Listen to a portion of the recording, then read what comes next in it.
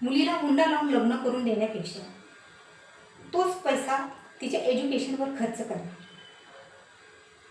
मग बघा, सासरी अत्याचार तर लांबचीच गोष्ट आहे, तिच्याकडे वरती नजर करून बघण्याची सुद्धा कोणाची हिंमत होणार नाही.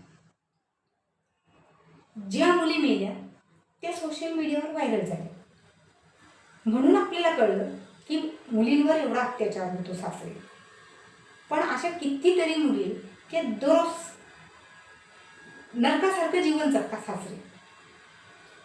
मुलींना सेल्फ डिफेंड करणं.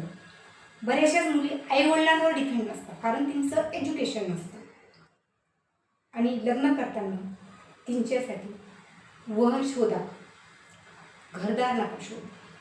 तो वर चांगला असला तो घरदार सर्व बनवेल आणि तुमच्या मुलीला सुखी ठेवेल.